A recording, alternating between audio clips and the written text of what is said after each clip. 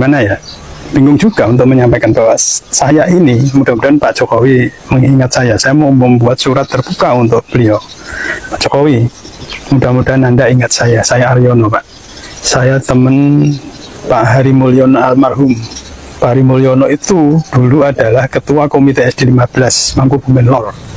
Sedangkan Anda itu Ketua Komite SD 16 Mangkubumen Kidul, bersebelahan dempet ya sekolahnya. Saya adalah Sekretaris Komite SD 15, satu sekolahan dengan Pak Hari Mulyono almarhum.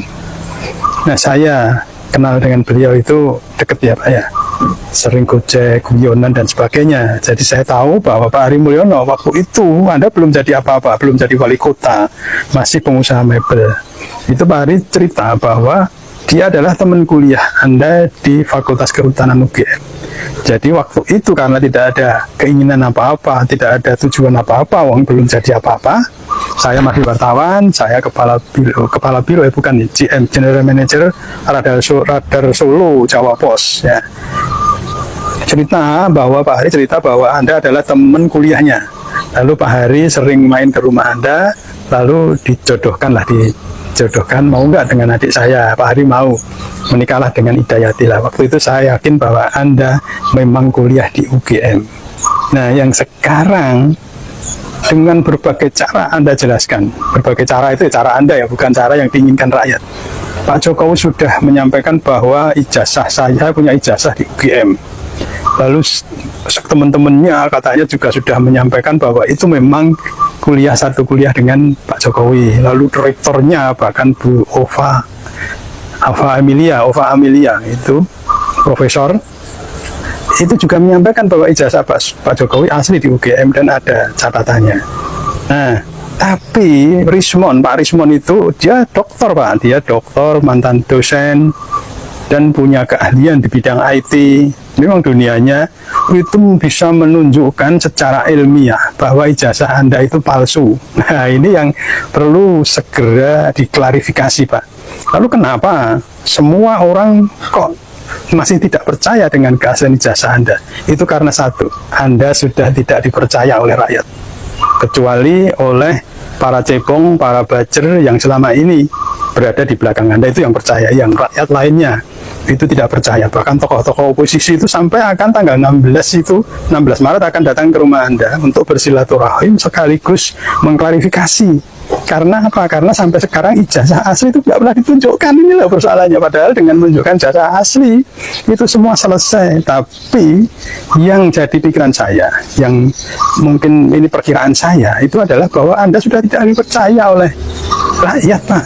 Banyak loh kebohongan Bapak yang selama ini muncul ke permukaan, misalnya SMK yang katanya sudah dipesan 6.000 orang, sampai sekarang jadi mobil goib, tidak ada jejaknya sama sekali. SMK di mana sekarang? Gedungnya ada, mobilnya nggak ada. Saya pernah ke sana liputan Pak, tidak boleh masuk, tapi gedung itu ada, pabrik ada, tapi nggak ada mobilnya, adanya mobil Avanza. Nah, yang kedua masalah tidak akan hutang. Buat apa hutang? Uang kita banyak. Ternyata hutang sekarang sampai 8.000 triliun lebih. Yang bayar siapa? Ekonomi kacau. Lalu membangun IKN katanya tidak pakai APBN, ternyata APBN jebol gara-gara IKN juga. Pengelolaan negara yang amburadul ini yang membuat rakyat dengan Anda itu menyampaikan bahwa saya lulusan UGM tidak percaya Pak. Karena saya itu Pak, kebetulan punya teman namanya Heru, orang Laweyan, Anda mau dikenal. Itu satu kelas dengan Anda di SMP Negeri 1. Saya percaya Anda sekolah di SMP Negeri 1, di SMA 6. Waktu itu belum SMA 6, masih SMPP. Nah, ini yang jadi pertanyaan, tunjukkan ijazahmu yang asli, sudah selesai semua.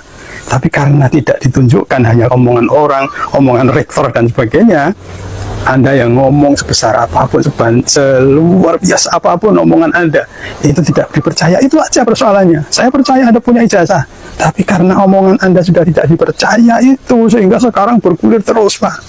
Itu nanti menjadi energi negatif buat sampean. Energi negatif itu makannya setan, makannya jin. Jadi kalau Anda energinya negatif terus, bahaya Pak. Semua ada akhirnya, semua ada ajalnya. Kekuasaan manusia itu juga ada akhirnya. Jika tiba akhirnya nanti, kasihan sampean Pak. Coba segera selesaikan sekarang aja. Oke, mudah-mudahan video ini sampai ke beliau. Thank you. Sharing menyampaikan sebetulnya mungkin 9 tahun yang lalu ya, kesalahan bangsa kita yang paling besar ini adalah kita mengangkat pemimpin kita, presiden kita, orang yang tidak jelas ijazahnya. Ya, saya terbuka saja bilang itu tidak jelas ijazahnya. Jadi ini sekarang kita menanggung akibatnya. Kita menanggung akibatnya. Ya. Karena apa? Karena presiden itu walaupun mana nggak bisa kita coba-coba, harus orang yang mempunyai kapasitas yang betul. Kapasitas yang betul-betul mumpuni, tidak seperti sekarang ini ya. Maaf saya katakan kalau saya mau di apa ya, tidak ada masalah itu. Dan pada waktu tahun 98 saya juga pelaku di sana ya, sebagai Komandan Kormar saya pelaku. Saya melihat kekuatan kita itu hanya dua, gabungan daripada mahasiswa dengan TNI, gabungan. Saya kalau sudah masuk di sana, namanya Pak Dr. Haryadi Darmawan, yang bilang, Mas Harto, saya bawa 14 truk ini ke sana, susah masuk. Tunggu dulu mas, nanti kita masuk. Dan masuk.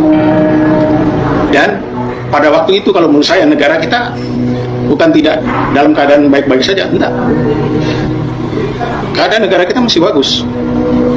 Bagus. KKN ya tidak seperti ini juga. Ini juga saya kira dengan adanya undang-undang akan dirubah apa segala macam ini kan untuk lebih memperdalam KKN itu. Zaman dulu ya ada KKN ada, tapi setelah 30 tahun memerintah Pak Harto anaknya, dan dia punya alasan anaknya jadikan menteri apa ya sosial udah 30 tahun, dan dia juga sebagai ketua Golkar segala macam. Sekarang terus terang yang saya komplain sampai saat ini, saya komplain terus terang, kita 78 tahun merdeka ini tidak pernah satu detik pun kita melakukan Undang-Undang Dasar 45 secara murni konsekuen. Tidak juga dengan Bung Karno. Pemilu kita pertama tahun 55 berapa mungkin? Partainya 98 apa sih? Sekarang juga partai tidak tahu berapa. Padahal kalau menurut saya terus terang partai ini legal standingnya dari rakyat mana? Tidak ada. Legal standingnya hanya ada dari mereka kaya, mereka tajir, mereka bisa membangun partai, masuk, bayari semua, ya, bayari semua yang milih. Dan sekarang kalau mau jadi membuat lagi presiden, saya yakin hanya dua itu yang bisa jadi. Mungkin Anies yang mumpuni itu mungkin tidak jadi. Kenapa? Kita hanya perlu, seorang presiden hanya perlu sekitar 70 mungkin 70 juta bisa jadi. Kalikan 100.000 berapa? TS itu kan sudah hitungannya foundation. Ya. Kalau 3 tahun ya itu seperti Bapak bilang itu sudah hitungannya diploma, baru setelah itu mungkin juga ikut tes untuk di UTS belum berhasil untuk masuk, jadinya ya udah kembali ke Singapura untuk ambil universitas swasta yang tinggal degree-nya aja yang diambil. Bohong lagi.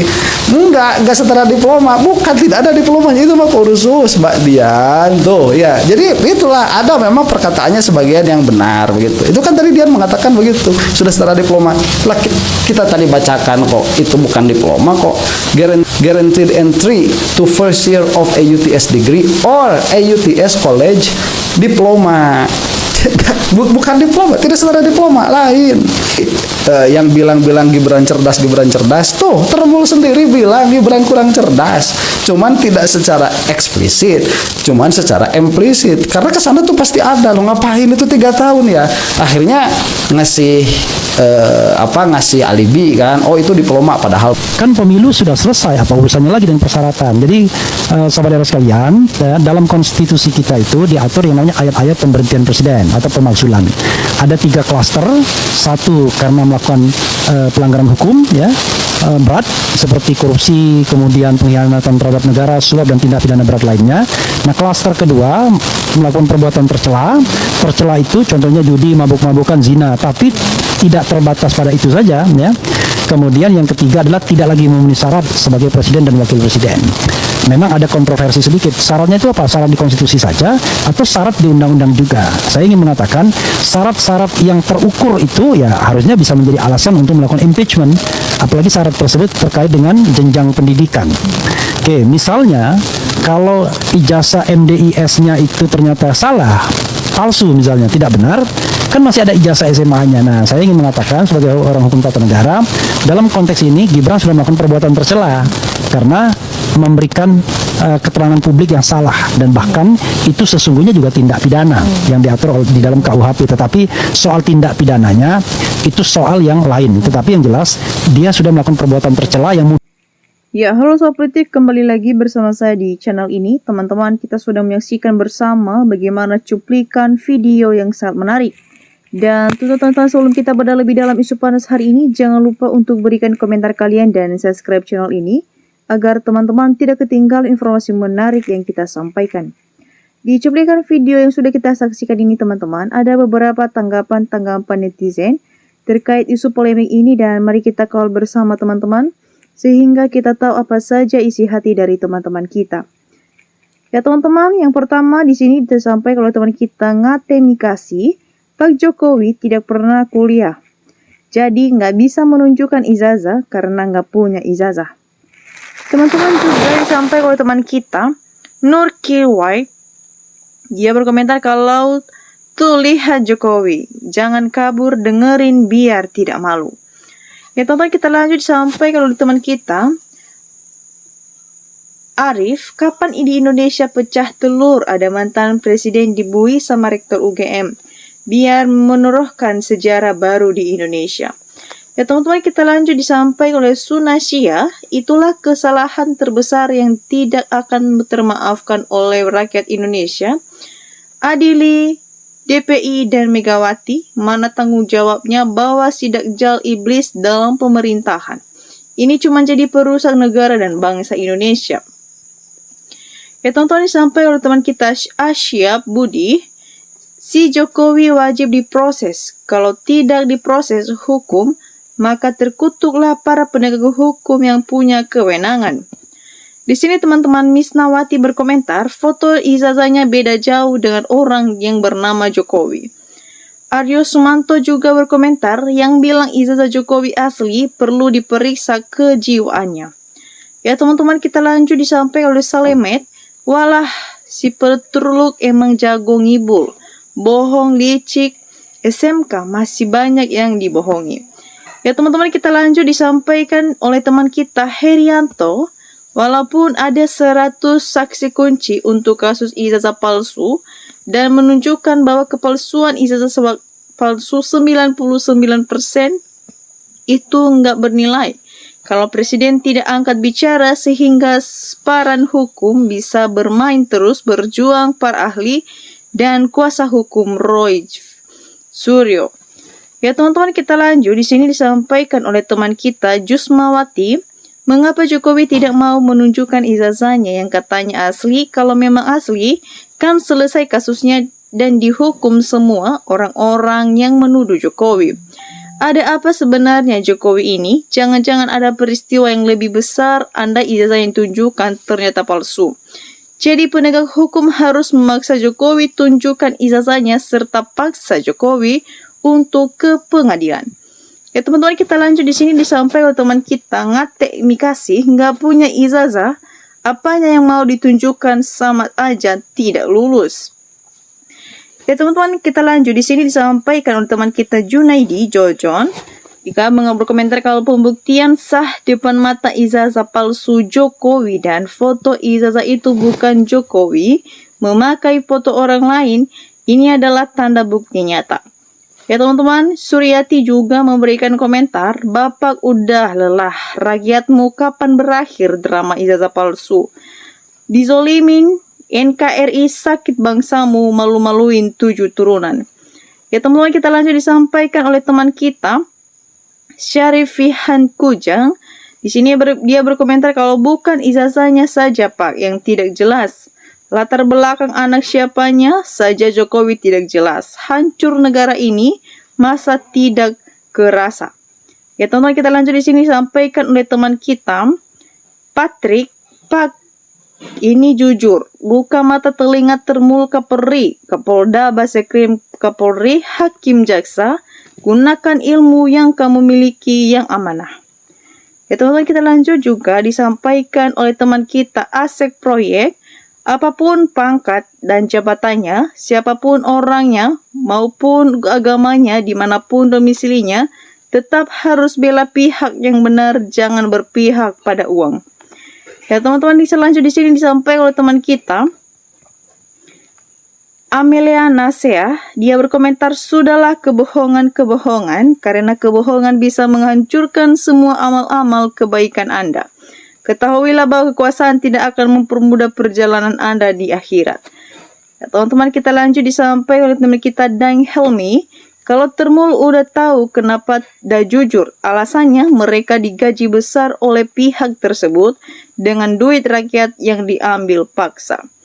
Ya teman-teman, bagaimana menurut kalian dari tanggapan-tanggapan netizen yang sudah kita dengarkan bersama? Jangan lupa teman-teman untuk berikan opini cerdas kalian di kolom komentar di bawah, agar kita bisa bertukar pikiran bersama di channel ini. Dan teman-teman, demikian saja untuk cuplikan video kali ini. Jangan lupa saksikan video berikutnya yang tak kalah menarik. Salam NKRI, harga mati.